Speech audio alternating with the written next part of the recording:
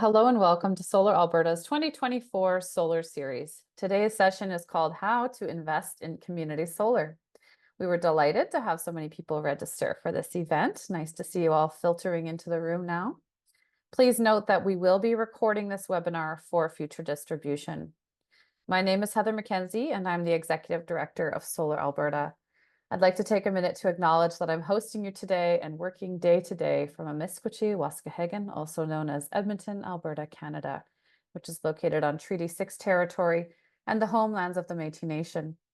Treaty 6 territory is the traditional gathering place and home of many Indigenous peoples, including the Papachays, Nehewak or Cree, Saulteaux, Dene, Blackfoot, and Nakota Sioux, nations whose ancestors have cared for and nurtured these lands since time immemorial.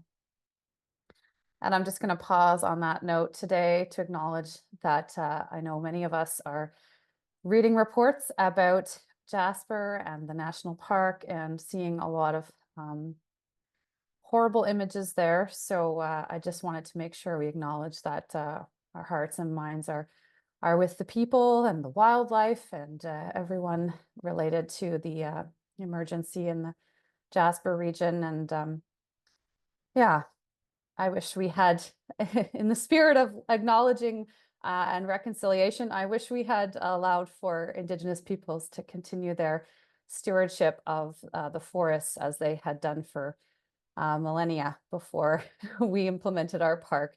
So I just wanted to acknowledge that we made a mistake in not continuing to manage with Indigenous knowledge those areas, and we're feeling it today. And so I wanted to take a minute to acknowledge that, and also to acknowledge that we are living in the midst of this climate emergency, and all the more reason for us to be gathered here today and talking about meaningful ways to fight climate change and to contribute to the world that we want to see of the future. So with that, I want to mention that we're going to be hearing today from Annette Dotel, Colin Smith, and Sue Hayduck. And following their presentations, there's going to be a question and answer period in which you can all participate. The entire session will wrap up in an hour and a half. In an effort to increase accessibility, we have enabled closed captioning for this presentation. You can turn the captioning on in the toolbar at the bottom of your Zoom screen. During our Q&A period, we will be using Zoom Q&A for questions rather than the chat box. So please enter your questions in the Q&A section. Also, please click on the little thumbs up symbol to upvote questions that you like. Before we move forward, we're going to do a quick poll to get a sense of who we have joining us today. So please take a minute to answer the question that should be popping up on your screen shortly. There it is. We've added a couple different categories today because we have a special session with investor potential. So while some of you are still doing the poll, I encourage you to also take a minute to pop your name, land acknowledgement, and any contact information you're comfortable sharing in the chat now and throughout the event so that others can look you up on LinkedIn or email you. And this is a great way to form new relationships. Wonderful. Thanks for participating in the poll. Let's have a quick peek at the results there. Okay, great. So we've got a number of industry professionals in the room. That's exciting. We do have, as expected, quite a few solar investors in the room and some solar curious folks. So this is really helpful information for our presenters today. All right, now I'm just going to share a little bit about Solar Alberta in case this is your first seminar with us. We're actually in our 33rd year of operation. Albertans have been excited about solar energy for a long time now. We're a nonprofit society that is dedicated to accelerating Alberta's transition to a just and sustainable energy future. We do so by advocating, educating, and serving as an industry and community hub for solar energy. Our membership is made up of over 480 individuals and over 155 businesses. We also have over 21,000 followers. We provide a number of services, including managing a solar directory through our website. In this way, we act as a bridge for installers, suppliers, and other solar-related businesses to connect with their customers and clients. Our directory actually gets 48,000 hits a year, so it's definitely worthwhile checking it out. You can see a screenshot of it on our directory here on this slide and a link to it in the chat. In addition to our website services, we run a number of educational programs, including our solar show, this solar seminar series, and a number of in-person and online networking events each year. Recordings of our previous solar show sessions and seminars can be found on our Solar Alberta YouTube channel. Our next solar series session will take place on August 22nd at noon, and we'll be learning about affordable financing for green homes and businesses in Alberta, the Clean Energy Improvement Program in particular. Registration for that session can be completed through the link in the chat. In addition to the free public education that we provide, we also do affordable professional development classes and workshops for those in the sector and those transitioning into it. And actually, we did just extend registration for our in-person commissioning class that's happening in Calgary this coming weekend. We extended registration until tomorrow at 3. So you are still welcome to sign up for that if you'd like at solaralberta.ca. This fall, we're going to be running a number of online courses for solar industry professionals or those transitioning into the sector. Our online courses are Tuesday and Thursday evenings on 3 to 5 nights over 2 to 3 weeks. And registration for all our upcoming courses is at the link in the chat.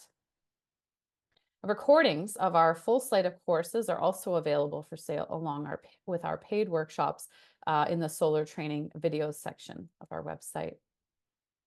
In other education-related news, we're really pleased to announce the second ever Solar Alberta Diversity Scholarship, and this scholarship is intended for equity-deserving individuals. Through the scholarship, we're seeking to promote inclusivity, amplify historically marginalized voices, and encourage diverse participation in the solar and solar-related sector. We will award $2,000 to one equity-deserving individual registered in any Alberta training program that aligns with our mission. And we're accepting applications until July 31st. Eligibility details and the scholarship application are available by clicking on the link in the chat. We're super thankful to Enbridge for sponsoring this scholarship. In addition to providing education about solar, we also advocate for it. We're currently rising up for renewables. We have free lawn signs available for pickup in 10 municipalities, and we also now offer free delivery in 8 municipalities around Alberta. Super thankful to our dedicated volunteers for making free delivery a possibility. We also have template letters for you to use on our website, asking the Government of Alberta to eliminate the new and discriminatory buffer zones that they have established for renewable energy.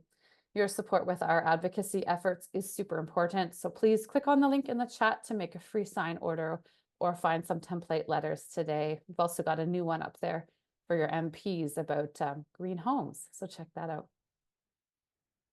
If you're not already, just want to encourage you to join Solar Alberta as a member. We are constantly evolving our member service offerings, some of which include discounts on our courses and workshops, access to members only content, and more. Individual membership is $35 and can be purchased at the link in the chat. And if you're looking to support the work that we're doing, you can also consider volunteering or donating. Those links are being popped in the chat now as well. Now, without further ado, I'd like to take this opportunity to give a big shout out to Firefly Solar for sponsoring this year's seminar series. We really couldn't offer all of this amazing free content without the support of our sponsors. We're always interested in developing more partnerships for our events. So if you or your company want to work with us to educate the public about solar, just don't hesitate to reach out. And now I'm going to introduce our speakers for the day. Annette Dotel. Annette is a strong believer in the importance of transitioning towards renewable energy to mitigate climate change.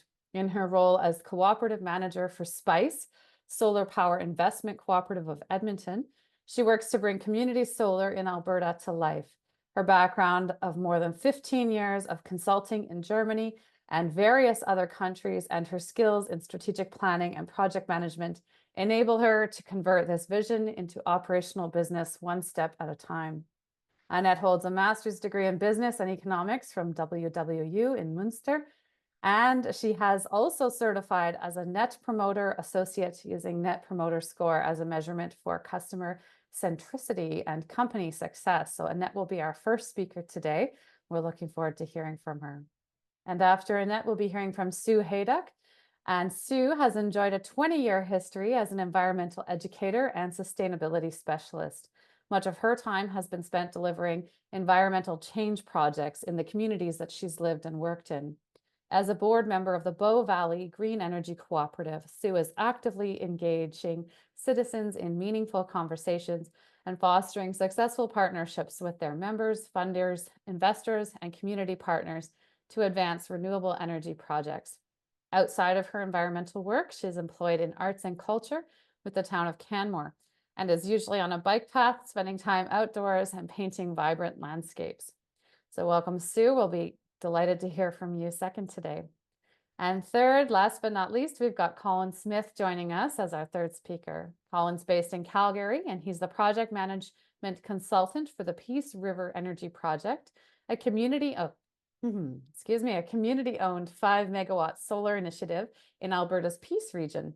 As a third-generation electrician, Colin leverages his diverse expertise and experience to champion sustainable ecosystems and a livable planetary future. So we welcome all three of you. Thank you so much for joining us today. I'm going to turn my mic and the screen over to our first speaker, Annette. Welcome, Annette.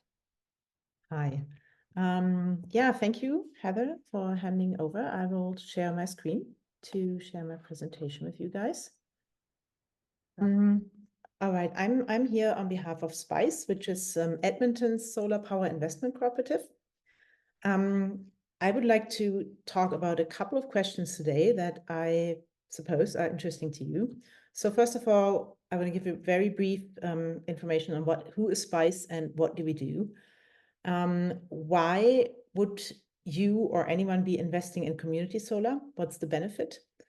And then I want to get a little bit into what are the key challenges for us as a co-op to implement community solar in Edmonton.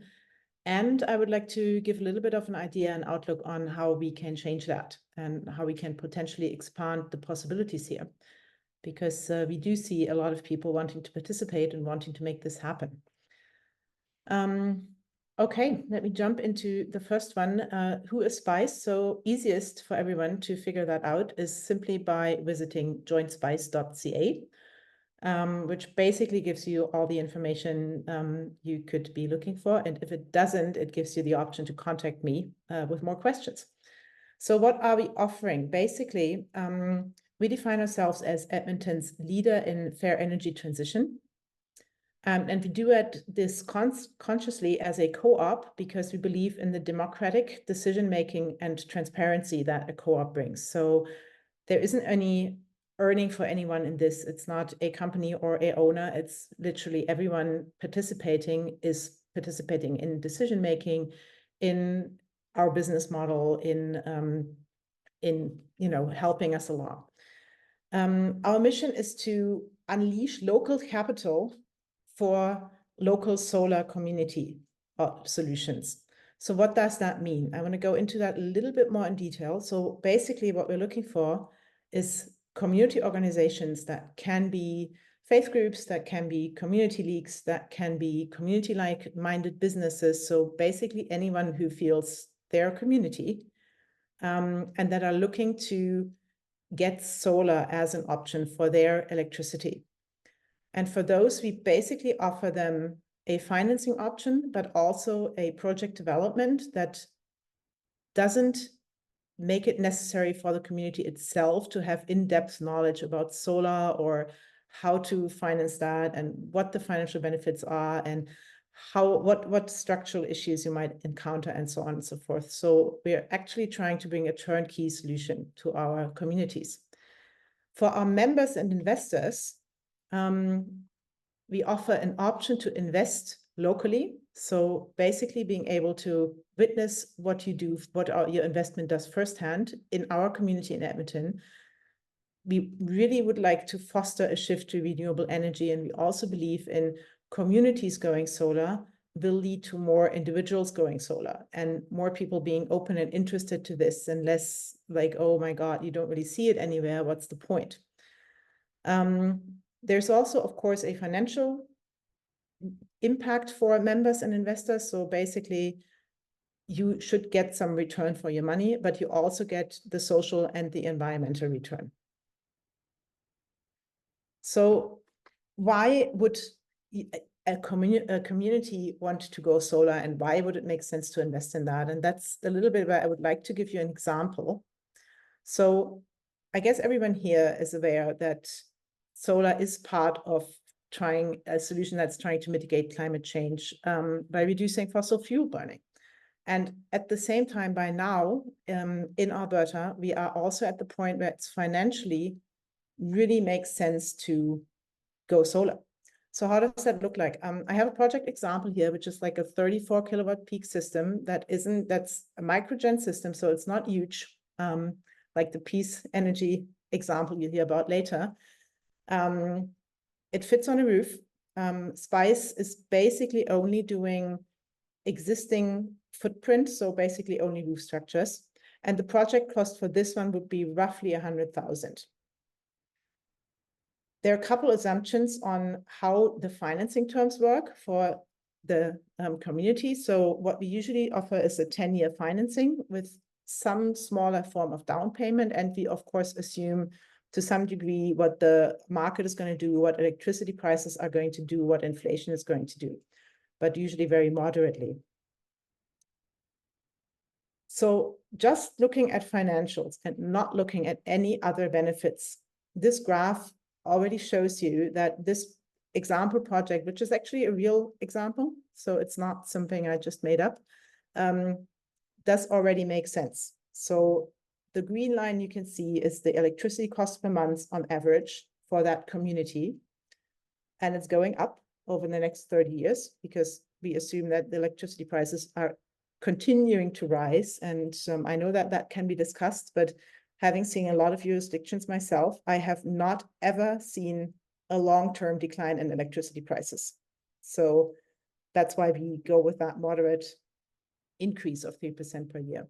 And then you see the orange line, which is basically in the conditions we offer the community and also in the conditions we offer the investors, we try to match the right now electricity prices with the right now, this is what you're going to pay for electricity with solar.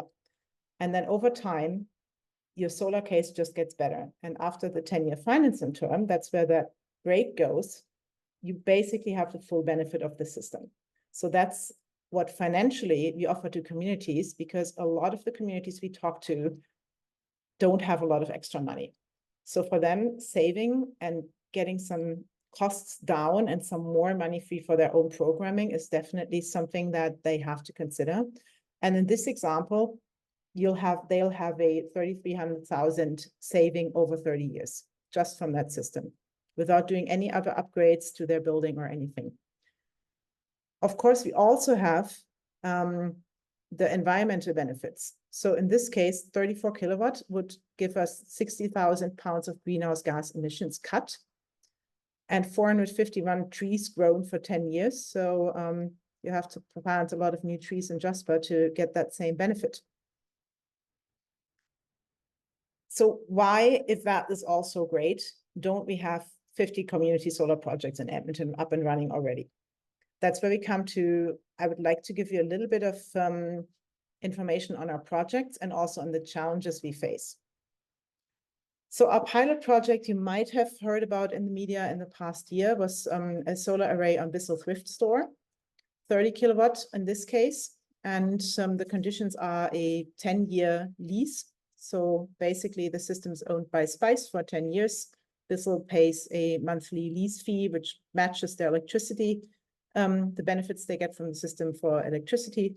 And at the end of that 10-year term, and that's an important one, the system automatically transfers ownership to Bissell. So after 10 years, the next 20 years, they have the full benefit. So that installation was completed in December 2023. There have been a couple of issues with EPCOR, which is also part of our challenges, that at times EPCOR can make it quite not so easy in Edmonton to get solar up and running. These are getting resolved as we speak. So, but it's been quite a journey there. Our next project that we're building right now, it's currently in the permitting, is in Northeast Edmonton, Lady Flower Gardens, which is a community organization that is bringing in people from marginalized populations for gardening and, letting them learn to grow. and they are getting a 17 kilowatt peak solar system, which is going to be installed likely in August, so pretty soon. We also have a lot of projects currently in development, and they range anything from 10 kilowatt to 100. So in community solar on rooftops, the limitation for size is basically the power usage and the size of the roof. And they're usually all that we do right now is microgen, because for bigger projects, we have a completely different level of complexity to manage. And that's for communities. We have been working on developing those, but it turns out that community organizations have a very hard time deciding on that, because it isn't so clear and so simple in terms of financial benefits. So what kind of projects are these? There's a couple of community leagues that have project decisions to make. There's a housing co-op that right now, with a available grant from City of Edmonton for multi-unit residential buildings, is actually a quite interesting project. There's several churches, a few other non-for-profits, one in particular that would really have a good case.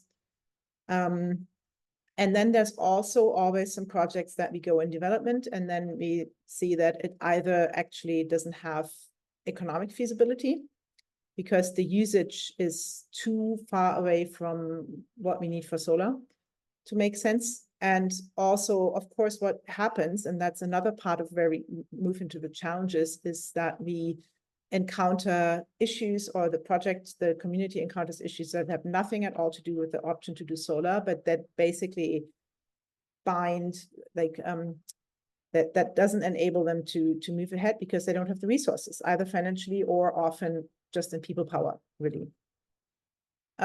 So that's why I brought some key challenges here. And the one really is the lower one, which I just already referred to.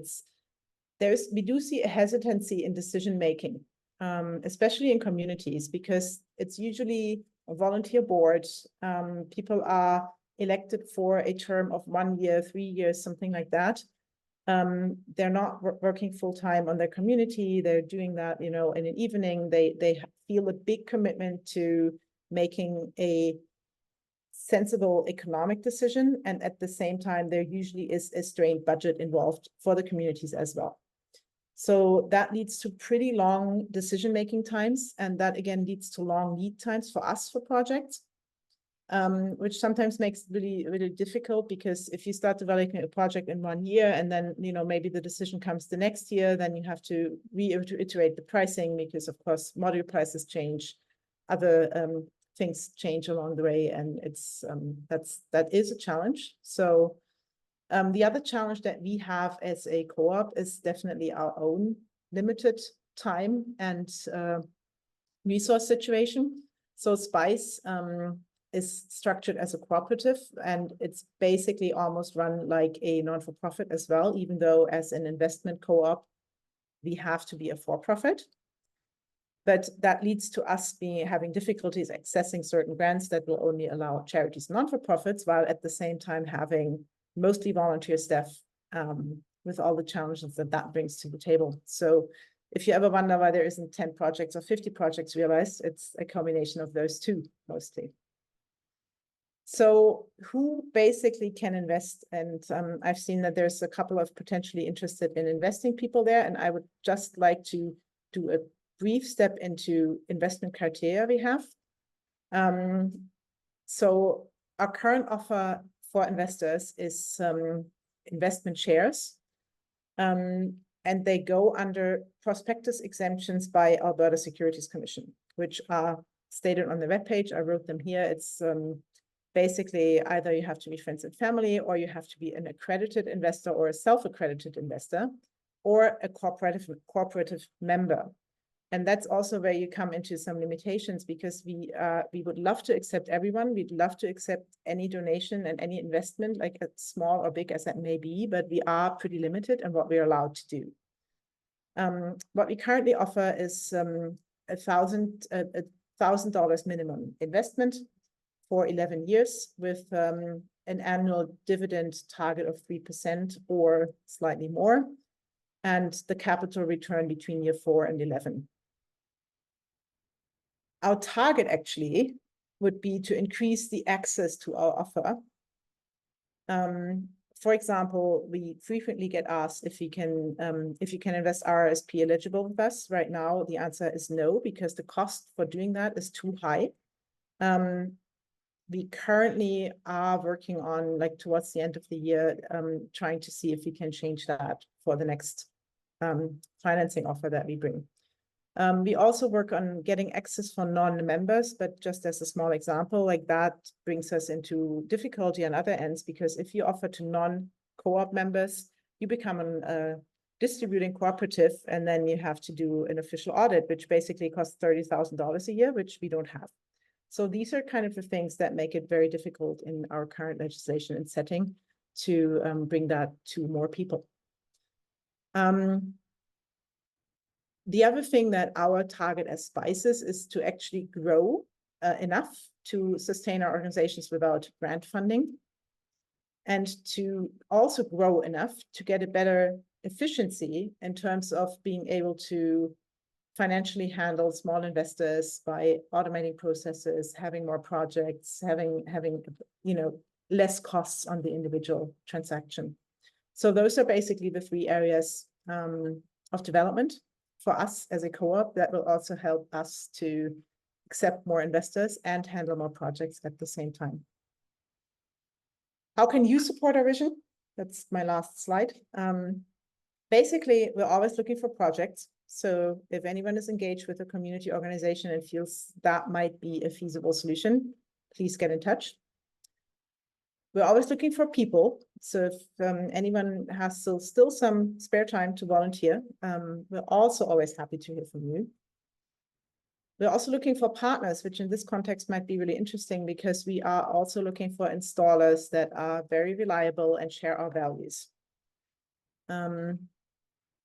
We're always looking for funding, especially funding that helps us develop our strategic points that I showed you before. And of course, we're looking for investors, though I have to say that right now I first need to have a project ready by the decision makers to accept more investment, because I have more funding than I can spend. So that shows us that actually there is really the will to invest. And we are really happy to know how much people would like to invest with us, because then I can also tackle a bigger project. If I know I have like $150,000 available within short term, then that's what I can tell my project partners and my communities. So this is basically where you can support us. All right. Thank you from my end. I will hand over to Sue from Bow Valley, and see you later in the Q&A. Hi, everyone. Thanks, Annette, for that. Great overview. And yeah, we have a lot of commonalities in our baskets of challenges and sort of the levers that we can move forward in.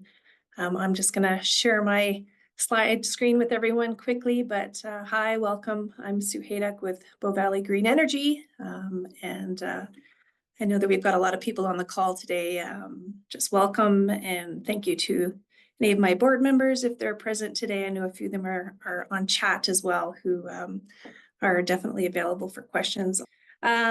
So yeah, I want to talk about the Bow Valley Green Energy Cooperative. We're here based out of Canmore, Alberta, and right now the sky has just turned absolutely black. So I'm just kind of watching out the window here, the amazing changes, and it just really reminds me about climate and the direction everyone here is trying to take in sort of moving our climate resiliency plans in the right direction, and just very, very apparent today how things are shifting. I want to tell you a little bit about Bow Valley Green Energy Cooperative. I'd like to tell you a little bit about Rocky Mountain Community Energy. The Biosphere Institute is kind of our parent and sort of our catalyst for the development of our organization. So always a shout out to the Biosphere Institute of the Bow Valley. I'm going to speak about our cooperative today, sort of from an investment lens, as well as sort of our Rocky Mountain Community Energy arm. So you'll be hearing that term come up through the presentation, and it's really our sort of social enterprise utility arm that we've built into our cooperative model. So again, just kind of quick overview of our business model, and kind of speaking sort of in the same terms that Annette was speaking to, sort of how our model works and where we're finding success. All of these three groups are working in the same direction. We've all got very different ways and levers of moving, things that we can move fluidly through, other things that are challenges. But we have had some really good success stories. We've got some great projects in hand, and the bucket on our end of projects is overflowing.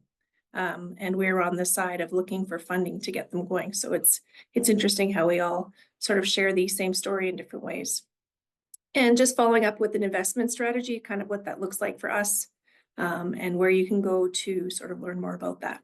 So again, community-owned social enterprise. We follow the directives of the Cooperatives Act.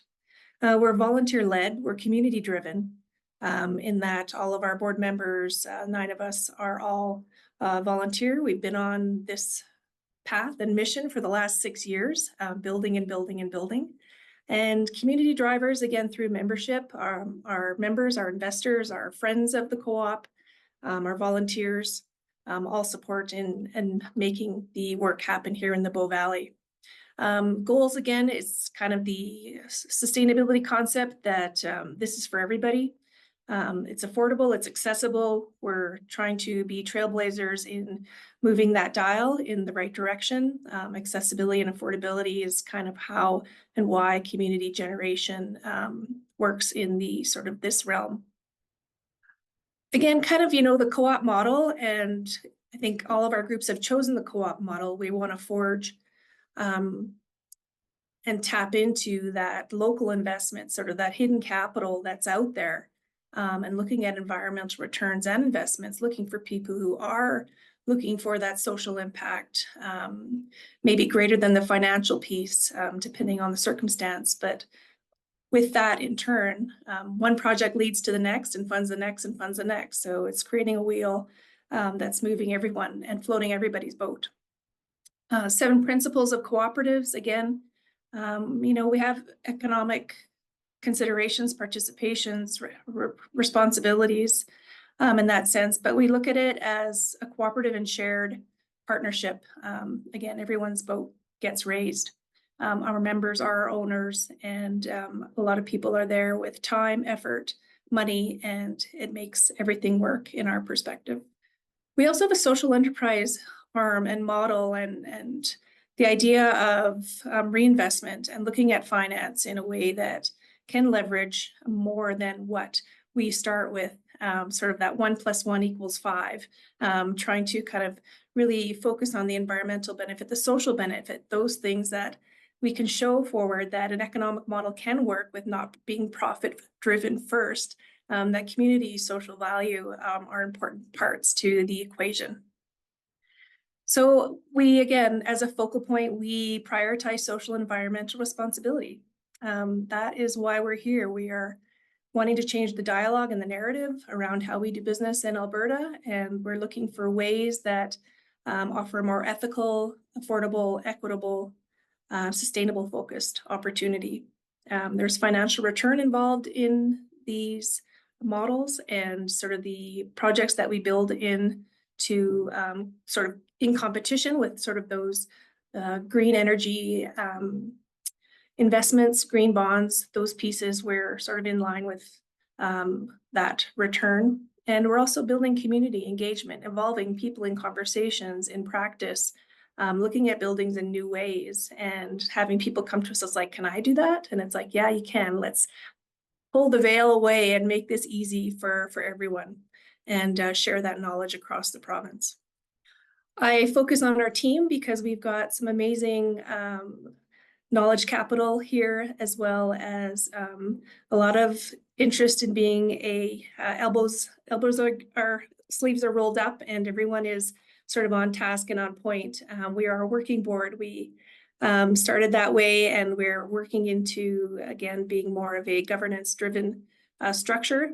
We're not there yet, but everyone here is committed to the process and the project. And we've got spaces for other board members as well. We've got a diverse group of people in energy, finance, utility backgrounds, impact assessment background, sustainability, community, social welfare. So we've got this great group of people behind us. Pat on the back to those who are out there. So business model, again, to echo Annette's conversation, is that everyone can participate, focusing on benefits, focusing on community focus, But I guess, it's all about community, and it's going around in that way that we look at projects from different lenses. And we challenge ourselves as well as others around the economics and the social benefit, and kind of creating that lever around sustainability and having those conversations with big oil and big sort of resource companies. So people are paying attention, and I think that's a good thing. When I speak to community generation, that's kind of the model that we focus on, and for those reasons that were mentioned. This idea, the subset of small scale generation, and where we can look to contribute to the grid, work with partners, offer community benefit. That's sort of the sweet spot that we want to be working in. And with that, again, the 1 + 1 = 5, and looking at more community infrastructure, more demonstrations, more community building, getting people into the industry, and moving that needle forward to build it up to a strong, secure, and substantial sector around the energy market.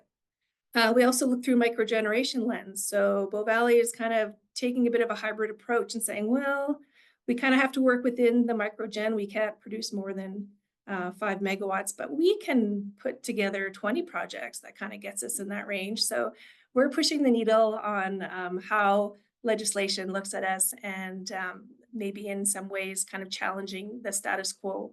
So we look to sort of, looking at power in the building and selling energy back to the grid, looking at credits, looking at ways power purchasing can benefit both parties, not just one-way alignment. So we're kind of looking at ways that we can add more benefit to more people and still sort of work through the required legislative distribution. So when we look at sort of another lever in our space, I mentioned kind of the community generation, the microgeneration. We look at power purchase agreements as the way that we're sort of making the agreements and the projects work. So we do sort of look at a 25-year investment of time. We're trying to work it down to towards 10s, kind of in that alignment with what Annette was speaking to. Each agreement is unique to each site, and a set rate of power is set to which we take a percentage of a percent in sort of bringing that back to the co-op, which again, like I had mentioned, one project creates.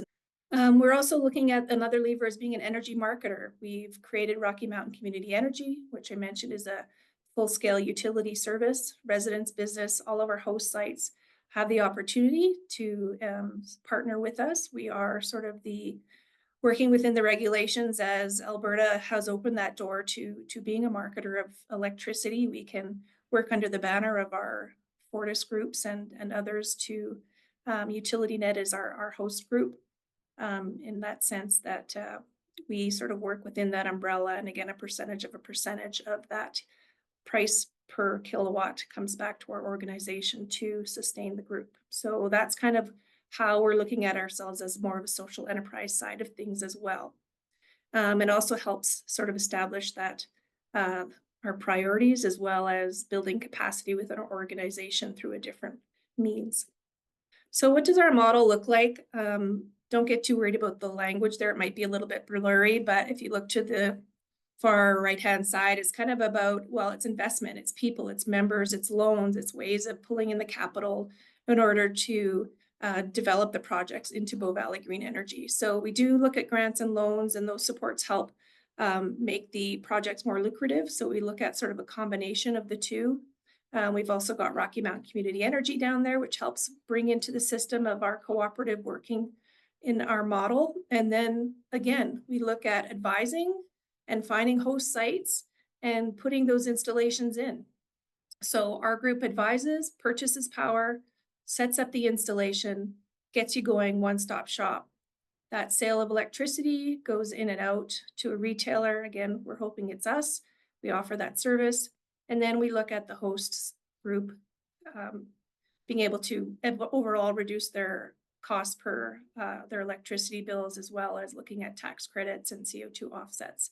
Probably having those words wrong, but in that sense, we're looking at that credit sort of option. So a few of those unique things to us, again, it's Rocky Mountain Community Energy piece and sort of the scale of investment to get us here. We sort of make it all work in this way. When we think about sort of our value proposition and we get to investment, we're basically enabling people to participate in an industry which I think people are diving in. They're not too sure what it is or what it's about, but there's so much more here. And Solar Alberta, to their credit, is housing all of that information really comprehensively, making it accessible. And they're doing a really great job showing the economic benefit. And I think those models and those statistics are only going to grow. That idea of empowering community, getting at the impacts of climate and putting those projects together one by one to get to that 5 megawatt piece. There's room for that in this system. And, this is a means to transition. It's like, well, what can I do? It's like, what you can do is get involved, pool your resources, look at a way to foster environmental energy with us or others. So I'm going to talk a little bit about our portfolio. And I'd mentioned we've got lots of projects and we're looking to lots of them in the queue as well to move forward. We don't have a shortage of opportunity, which is an interesting dichotomy from where Annette's coming from. So we kind of started off with sort of looking at some of our social community spaces, starting off with Ralph Connor United Memorial Church. Again, a smaller system, but it was our first to get started. The levers were there to support green energy transition through faith-based organizations. And so we went there and helped them move through that process. So initially we started there. We moved on, not that quite far yet, but we moved on to iPlace, which was sort of a more commercial industrial business, sort of from the ground up, a new build, and working with them behind the meter to fund that project through, again, federal environmental grants that help support, make that project viable. Oh, I don't know why my screen's skipping, but Temple Benai Tikva, that is probably our most recent build. We've got another, again, faith-based organization in Calgary. That's our first project in Calgary, which I think is fantastic that we've moved into that space and working with a community that really sees the value of moving forward and a commitment to climate. Again, faith-based organizations, education-based organizations really get it.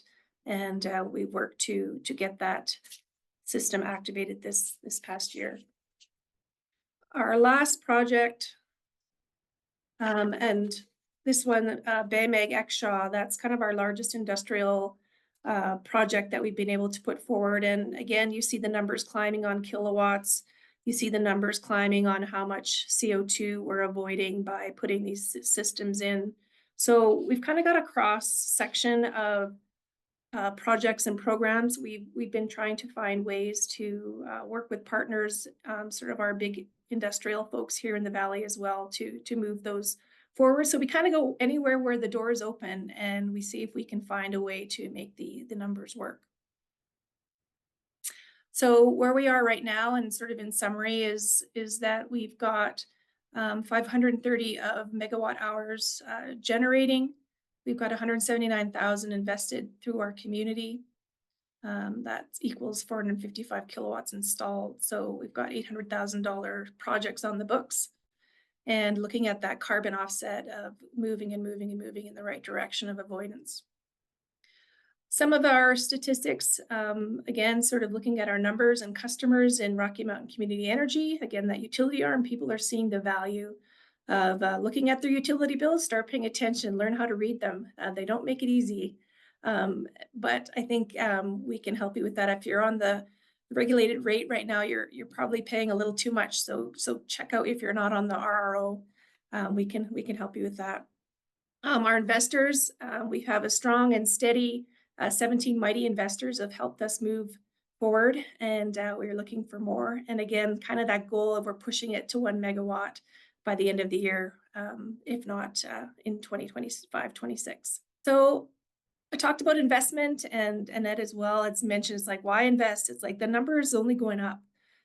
This is like number of projects, number of kilowatts being activated over time from 2016 to 2022. The numbers are moving. We're seeing ways and levers to get more involved in this industry. We've got a lot of international investment. People are watching. You consider Europe and other places in North America and elsewhere. We're getting there on terms of scale, and certainly Colin will speak to those larger solar projects. Pressure. We advocate. That's part of our role is moving the larger government bodies in the right direction, the politics around it, and changing that narrative. So we're only going up. And again, we're looking at, the value to interest holders, stakeholders. We look in green energy. I mean, the finances are backed with real assets. We've got panels to manage those financial requests, and looking at new ways of looking at finances, and finance industry, or I guess finance houses looking at us to say, okay, well, how do we look at you from a market perspective? How reliable and how secure are your assets? And we're starting to change that narrative around some of the financial bodies, which is great. Joining in and offering a sustainable energy rate, looking at your bills and ways we can contribute to personal reductions. I think that's first for most people in changing behavior, and then moving on to the bigger commitments. Building community and social impact. I mean, we have membership, we have friends programs, which means that a friend can come in. It doesn't cost you anything. You don't have to be a member. You can come in, join the conversation, be part of the solution. Government advocacy, very strong in moving towards community, municipality, provincial, national strategies. Our board is involved in those pieces. So how do you get involved? We look at sort of a similar offering. We don't have one open at the moment, but right now we are, in the past, sort of our traditional model is that shares are $100 for a lifetime membership. And in that, every member can invest a minimum of $50 investment. $1,000 is the minimum investment per person. Again, that's a longer term commitment, 21-year term. And we look at a dividend return to our investors. Returns, again, comparison to the TSX, sort of those green bonds, those stock returns, wanting to move that needle a little bit. We're working on that as well through an investment readiness program, supports through federal government. So investing is easy. Visit the website. You can certainly learn more about us there, help move the needle on renewable energy. We're definitely a model that is working, is challenging the status quo, and we're ready for investment dollars. So I think that's it. That's me, Sue Haydock, Bow Valley Green. I hope to hear from you. Thank you. And at the end of this, I know I'm passing over to Colin. Colin is going to tell you some really great things about things going on in Peace. So I'll stop sharing and hand over to you. Thank you. Thanks, Sue. Thanks to Annette and Sue for your presentations, and to Solar Alberta for hosting us. My name is Colin Smith, and I'm project manager for the Peace River Energy Project. I'm speaking to you from Calgary, also known as Makinstis, meaning the confluence of the Bow and Elbow rivers in the Blackfoot language. This land is the traditional territory of the Blackfoot Confederacy, and also home to the Stoney Nakoda and the Tsuut'ina First Nations, all of which are signatories of Treaty 7.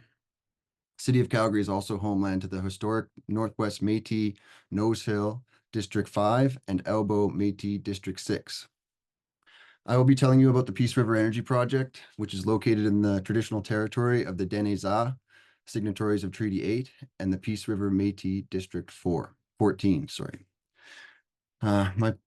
Myself, Peck, and PREP, the Peace River Energy Project, acknowledge the rich history of these lands and seek to work in the spirit of respect for and partnership with the First Nations of the land in which we reside and work. And I also just want to add that, yeah, sending best wishes and to the town of Jasper and all of us that are likely feeling a lot of climate anxiety and grief today. The skies are pretty chokingly smoky in Calgary, and yeah, pretty devastating events have unfolded in the last short while.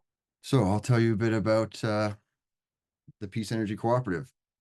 So Peace Energy Cooperative operates and serves the Peace River region, which is defined as the watershed of the Peace River, which is the green area on the map of the screen. The Peace region is a beautiful, diverse landscape with a rich history. Peace Energy Cooperative was founded in Dawson Creek, BC in 2003, over 20 years ago. PEC was the first renewable energy investment cooperative in Western Canada and the second in Canada overall. Founded by a small and mighty group of Dawson Creek volunteers with a vision to promote renewable energy development for the benefit of its members and the Peace region. The co-op now has more than 630 members from across Canada, and the key values of PEC are people and community before profit and local hiring, training, and education. After initiating Western Canada's first commercial wind energy project, the Bear Mountain Wind Park in Dawson Creek, BC, Peace Energy Cooperative has remained steadfast in its commitment to developing and deploying clean energy in the Peace region. The co-op operates a solar installation division that designs, supplies, and installs solar power systems to residential, commercial, and municipal customers. Last year, we hit a major milestone of over 1 million watts of solar installed to date. Profits from this division cover our overhead and have allowed us to invest in the development of the Peace River Energy Project, as I mentioned, also known as PREP, over the last 4 years. The project got its start in 2019 when the pursuit of a provincial grant sparked the idea for the Peace River Energy Project. At the time, the provincial government's friendly stance towards renewable energy adoption provided a promising backdrop. However, the onset of COVID-19 presented unforeseen challenges.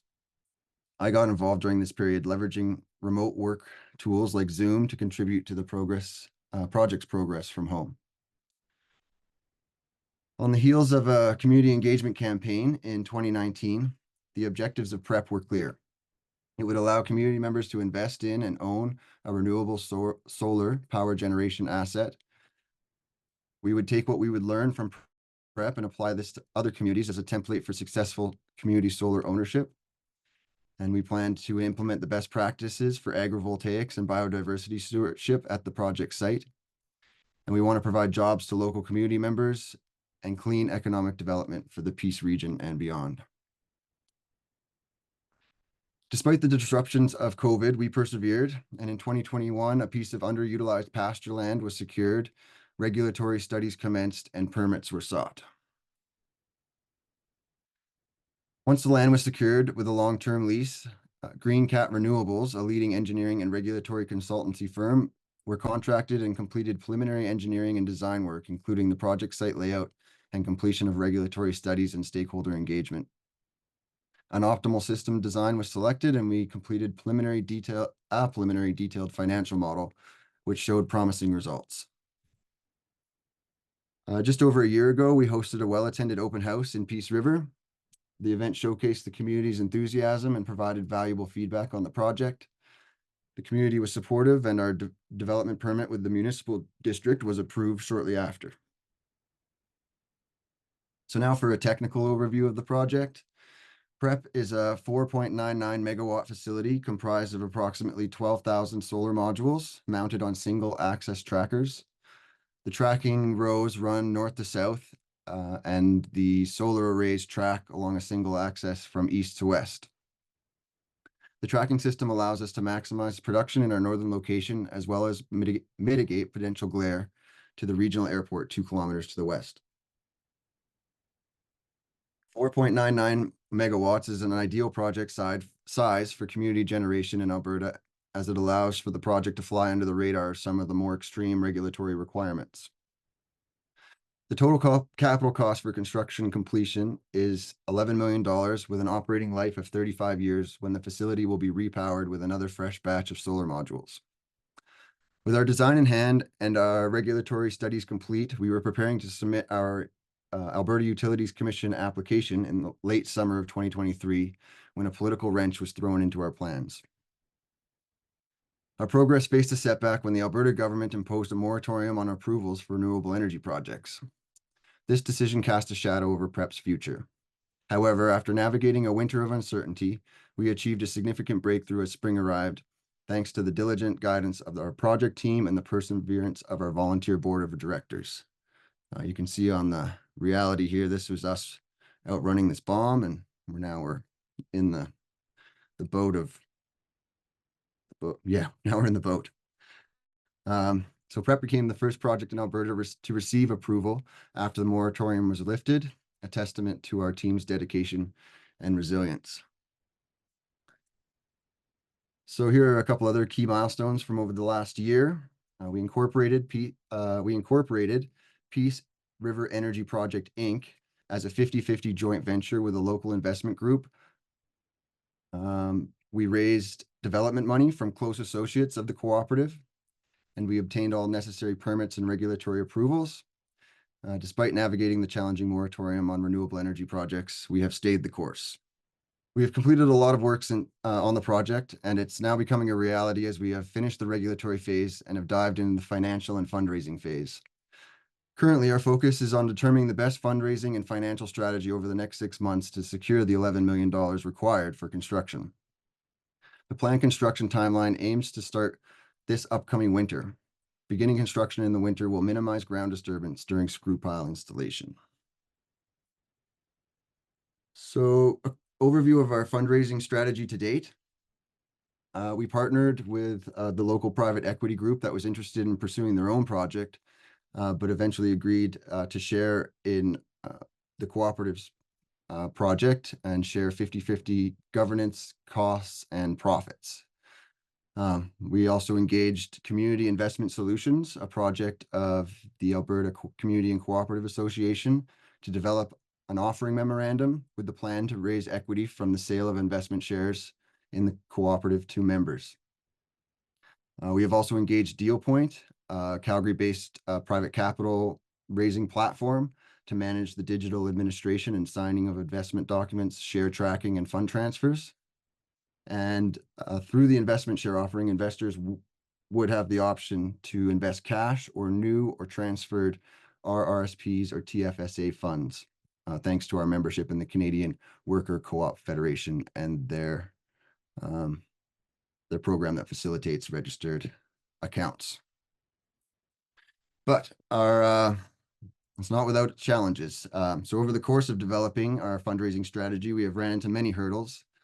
The biggest being that proceeding with an offering memorandum, which would allow small investments from cooperative members as well as large investments from accredited investors. In order to proceed with that, it requires that the cooperative's financial statements be upgraded to an International Financial Reporting Standard, or IFRS, which is an immense undertaking for a cooperative like PEC.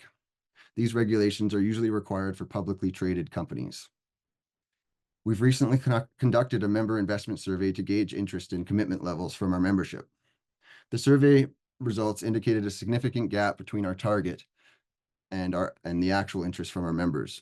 Members expressed investment interest totaling $1 million approximately, far below our $5.5 million goal, or our 50% of the project. We had planned to make up the difference in our target by seeking accredited investors to make larger investments in the project. This is not feasible due to a CRA income tax rule relating to cooperative equity ownership that says one member or entity cannot own more than 10% of the total values of the share in the cooperative. This limits the size of large investments significantly and further hampers our fundraising plans.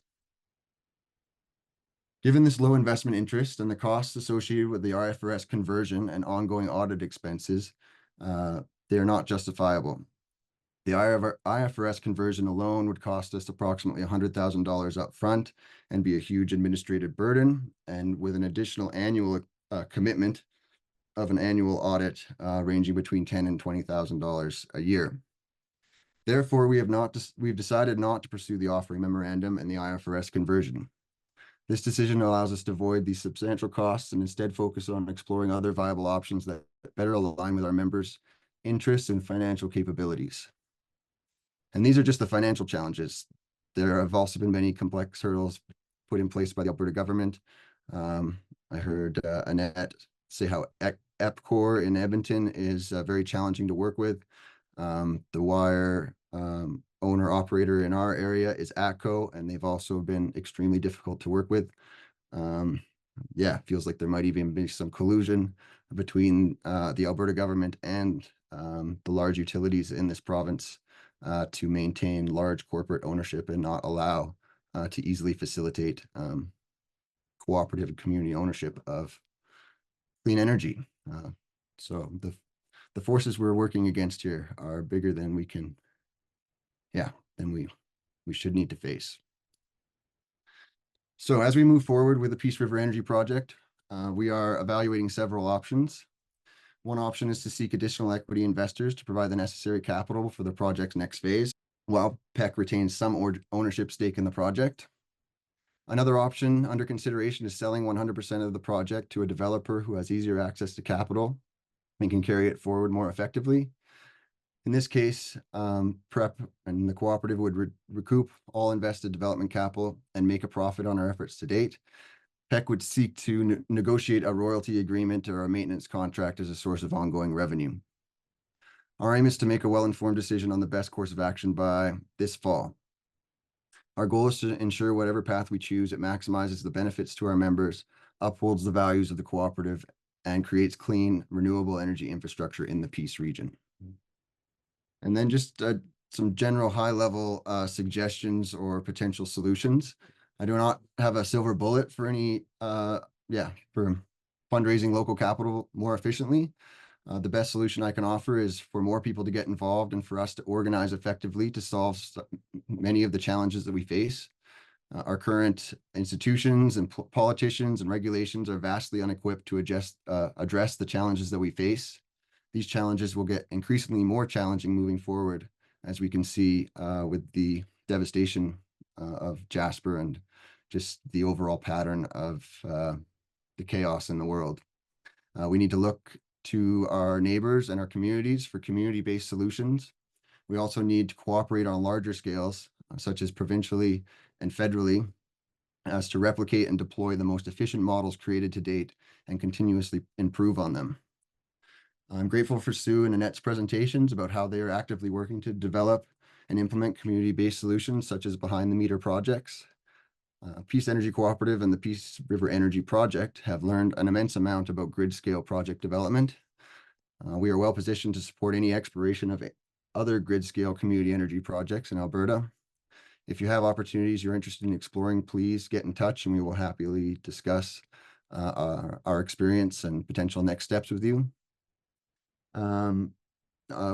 Peace Energy Cooperative and myself and also board members from both Spice and Bow Valley are members of the newly formed Community Energy Cooperative Canada. This cooperative was formed over the last 6 months or so and just held its first official AGM and energy forum in Halifax this summer. The CECC is a network of renewable energy cooperatives across Canada, and we're seeking to support and advocate for clean energy across Canada. You can become an individual member or your cooperative can become a member. Check out their website for more details. And through this work and in other ways, I think there's a lot of potential in Alberta. And so we're seeking to collaborate with other cooperatives to navigate and advocate for a more streamlined process for cooperatively raising capital for community-owned projects. Annette alluded to just the challenges in timing. And I think one of the key things that we could do is focus more on gathering the funds for projects and then seeking projects once funds are easily deployed instead of seeking projects and then seeking funds. Too many variables change when the money's not ready. I look forward to discussing that more in the Q&A. Yeah, so in closing, PrEP is not just about generating clean energy, it's about nurturing the cooperative ecosystem, implementing sustainable land stewardship paired with clean energy, and fostering community ownership. I encourage you to become a member of Peace Energy Cooperative if you're not already, and connect with us if you have more, if you have questions or you're interested in getting more involved. So thank you for your interest, and to Solar Alberta for hosting us. I will pass it back to Heather for our Q&A. Great. Thank you, Colin. And I'll just welcome Annette and Sue back to the screen as well for our Q&A. Thanks for all the questions coming in. If you have more questions, please put them in the Q&A box. If you have comments, I just ask that you put them in the webinar chat, including if you're trying to help answer a question, throw that in the chat, because otherwise the Q&A box gets a little bit confusing to navigate and challenging to manage.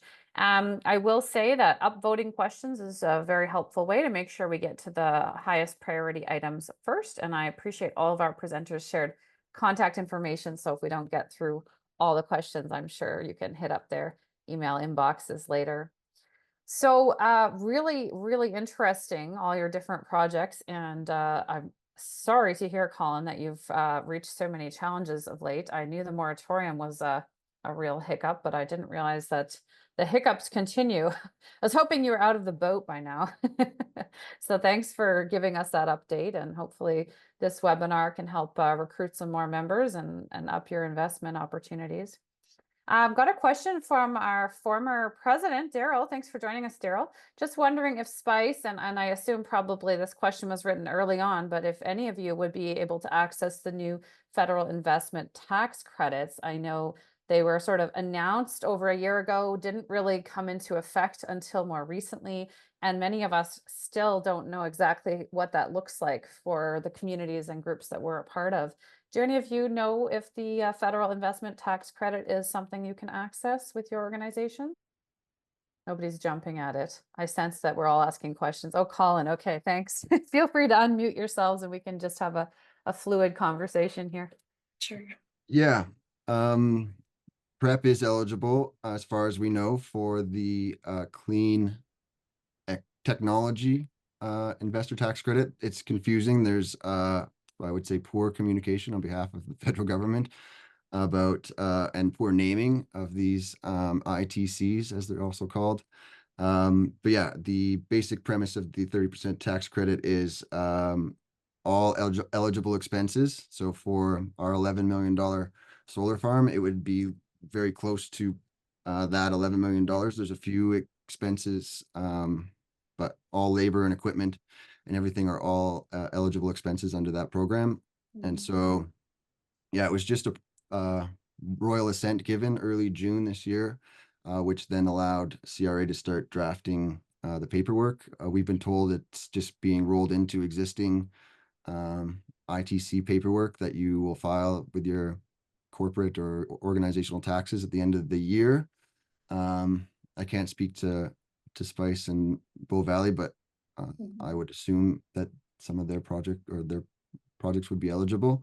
But yeah, it's basically, we got to the point of where we are about to hire an accountant to give us like essentially an official opinion that we are eligible. So, you know, you really want to trust, like, that's a huge amount of a project, 30%.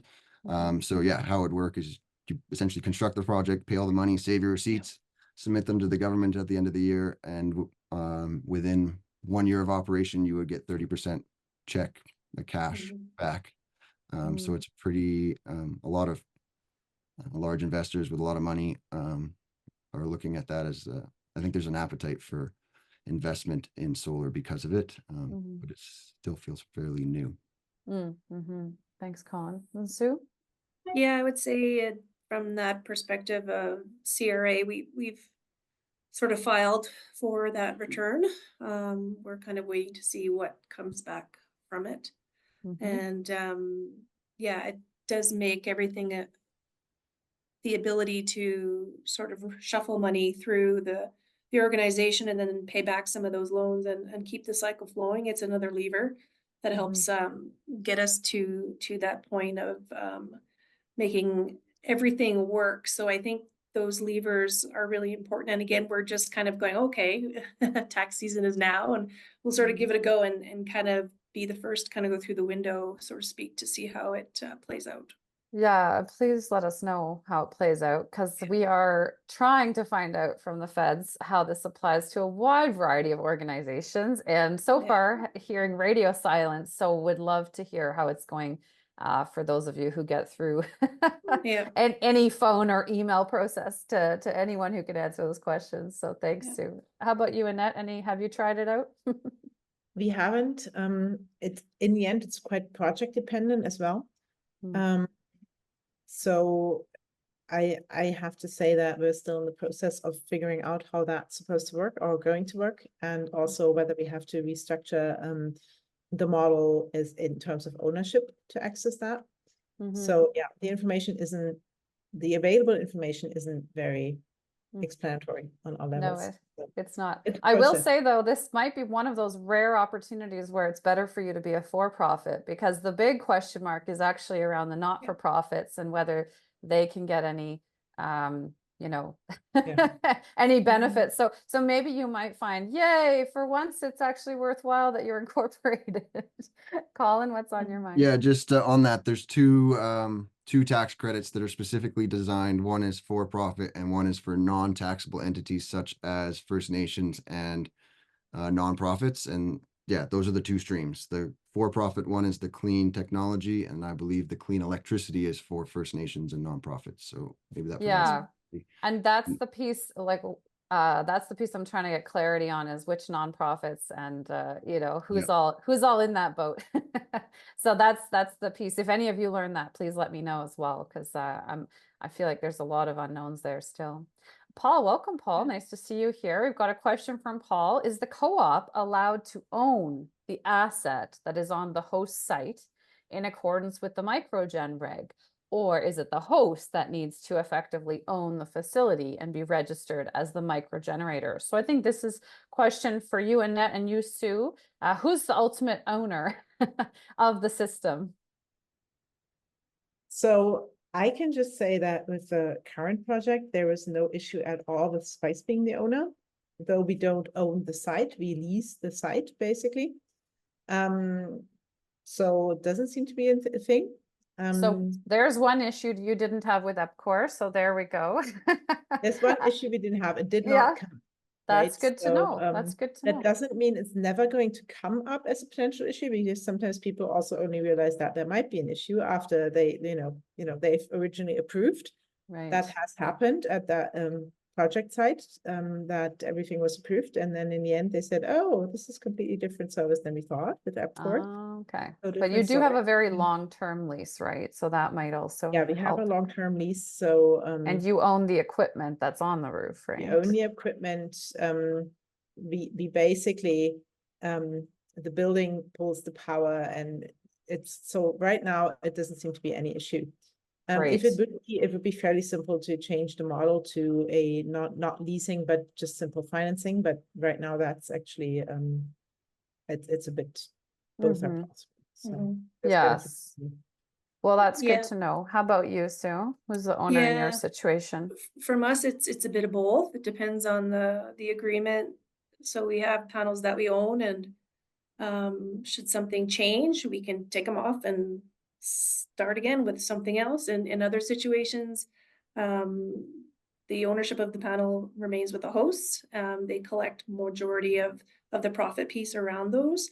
And it's sort of like an asset, in the sense that now finance institutions are looking at, well, what do you have as an asset? So we're kind of looking at those panels as now being an accepted asset to look at financing. So there's benefits and cons to sort of owning and then leasing. You just kind of have to figure that out in terms of scale and what your overall objective is, for sure. Okay. Well, thanks for that. And just a reminder for those who are attending that it's getting a little challenging to manage the Q&A with comments in there. So if you could please put comments in the chat rather than the Q&A.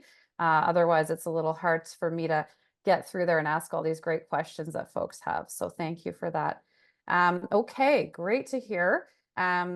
Question from Joseph here. Would the SPICE model be a good choice for condominiums? And Yeah, I think you may have mentioned that you've been exploring the new multifamily home grant and where you could fit into that. Hey, Annette? So generally, yes. It actually would be a very good model for condos. My experience, personal experience from the past few years with condos is that the decision-making process is very complex because you need all the condo owners of one building on board, which is even more difficult to get all the board members of a non-for-profit on board. Mm. So if you would have, hypothetically speaking, a condo where all involved owners are at a yes and are willing to do solar, then yes, it's definitely a case. And there's currently for the city of Edmonton that multifamily residential program, which basically gives you up to 50 cents per kilowatt installed, which is pretty significant because it brings your price down and makes the project a lot more profitable. So it's really, with a condo, you always have the question of what are you looking for? Are you looking for only common usage, which is a lot more simple, or are you looking to include all the individual units, which is a lot more complex technically because you have several meters involved and you need to figure out how to financially benefit all of them. But all in all, the main challenge we've encountered over the past years, speaking to condos, was really the decision-making process, not so much the economics. Yeah, like you said, those volunteer boards trying to pin everyone down and get a vote, Yeah, depending and what their in condo condo docs say. situations, you might have people thinking about whether this would be good if they want to sell their condo and whether that would Right. increase their condo fees and whether it would increase the value or whether it's making things more challenging. So there's just a lot of questions to answer. And if you don't really have a strong commitment within the condo ownership Can to be kind of, challenging. figure that out. I mean, I honestly have to say that the effort of talking to every individual person, answering every individual question over a year or more is sometimes more than we can do. Yes, So, which is actually why I've been encouraging a lot of condo owners to consider investing in cooperatives instead of necessarily being the host. Because I always say, depends on your condo board. And if you think you can work with them, then absolutely try. But if you don't, and if that's going to take 20 years, then go and invest in a cooperative in the meantime, because they'll take your money even if they can't take your roof. And so there's definitely good options there as well. Sue, what's on your mind? Yeah, I think with the multi-residential, I think that, again, the group mindset around as we sort of move into motivating change and kind of getting more people on board per se with those boards and groups. I think there's definitely interest, there's definitely motivation and financing available to those pieces. We're looking at the metering and the compositions of the buildings. That's a little complicated in terms of common space and personal space.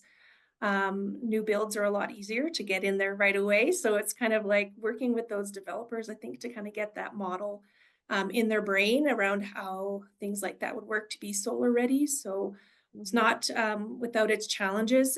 We're kind of now looking at the doorstep of how we integrate that condo sort of model into the space. So I think we're all looking at that larger footprint and how we kind of, access that structure. So thanks for that, Annette.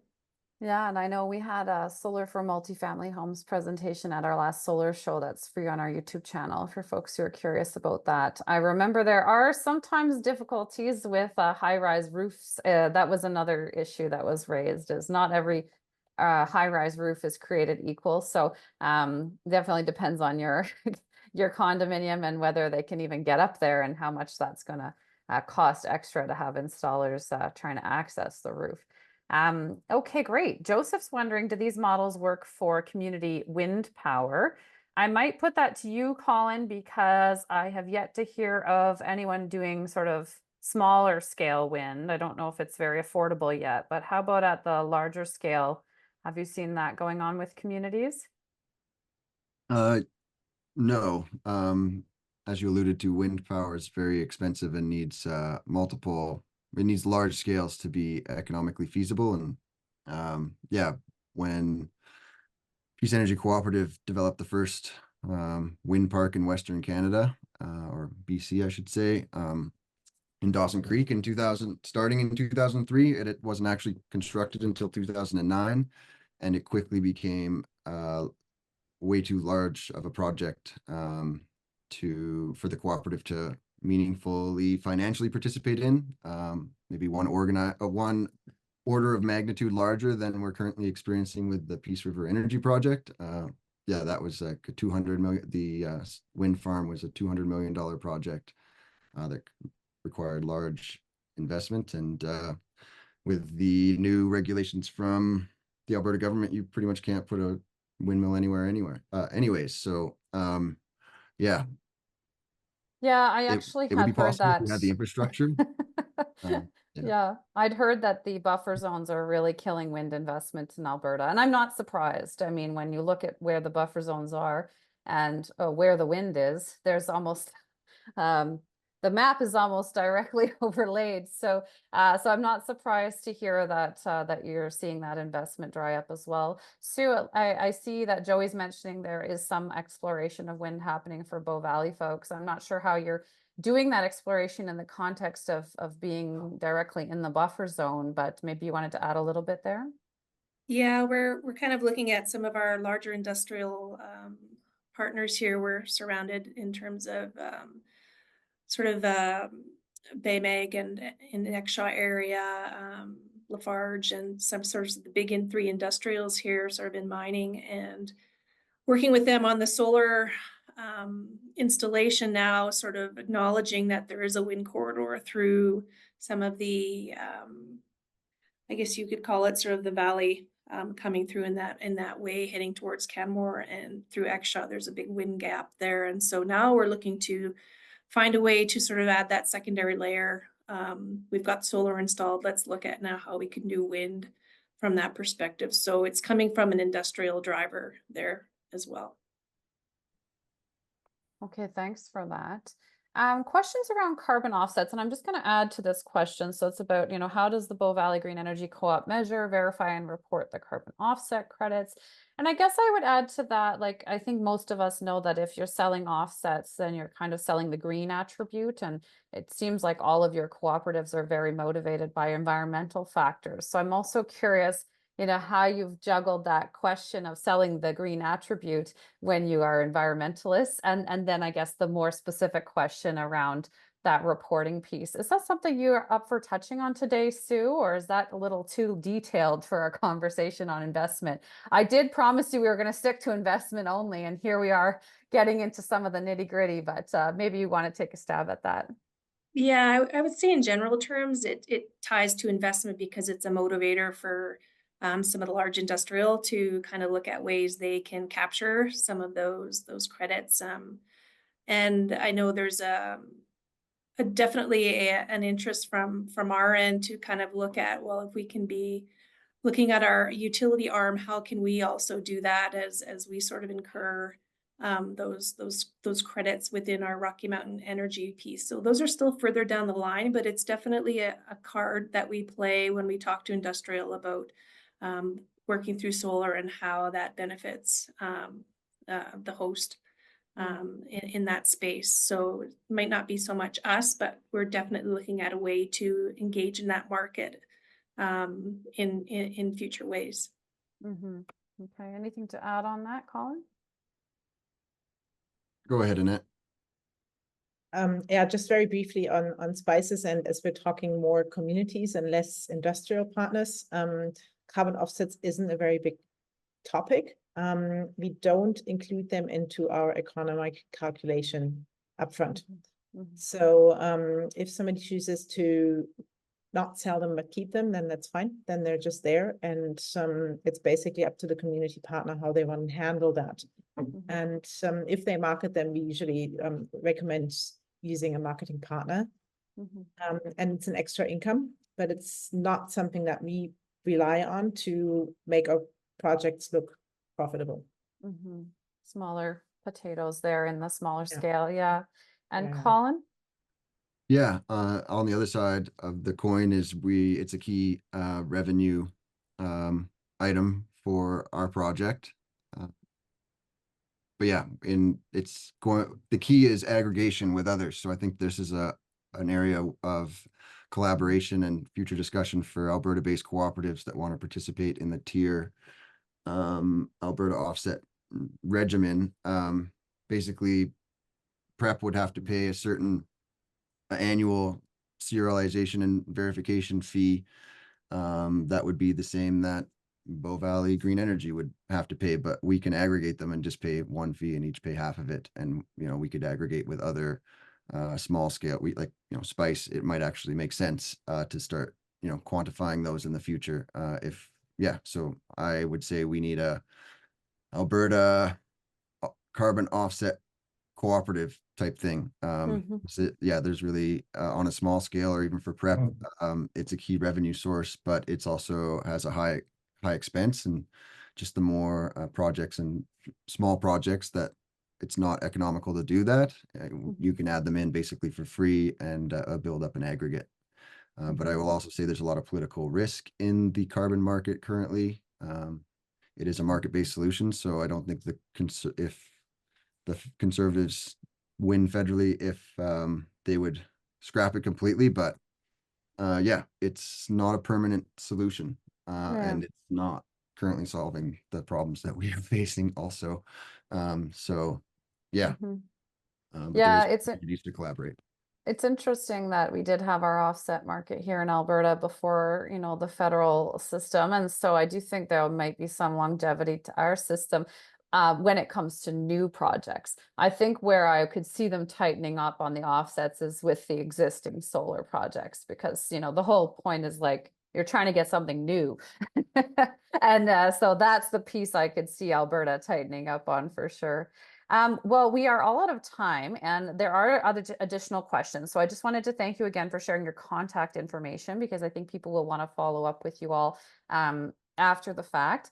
I also wanted to give you a big thank you, because I was listening to an American podcast about these corporations in the US going around and leasing people's roofs and giving them a terrible deal and not helping them understand, the benefits that they were receiving by essentially leasing their roof for solar. And it sounded super shady. And I thought, isn't it wonderful that the roof lease scenario in Alberta is being led by cooperatives who do it in an ethical way, where they have a conversation with folks about the value of their roof and, why they might want to lease it and why they might not. And I just love that you folks are having those really beautiful community benefit conversations. And I wish that everyone around the continent was also thinking about community benefit when looking at those lease scenarios. So thank you all for your leadership in this space. I think you make Alberta a better place, and really appreciate you presenting today. Hopefully everybody in attendance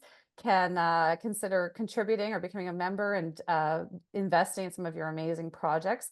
And we're going to have to just keep bringing you back, because I feel like every year, even though you're hitting those barriers, every one of your groups actually has been overcoming massive hurdles. And in the almost 4 years that I've been in the solar sector, I just can't believe how far you've all come. So we couldn't have even dreamed of having this webinar 3 years ago.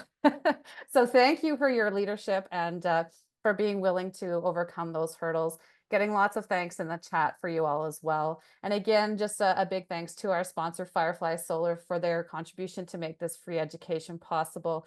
And everyone who attended today, really appreciate it. So shout out to you all. Have a wonderful rest of the day. And hopefully we'll see you all in August when we learn more about the Clean Energy Improvement Program. Bye for now.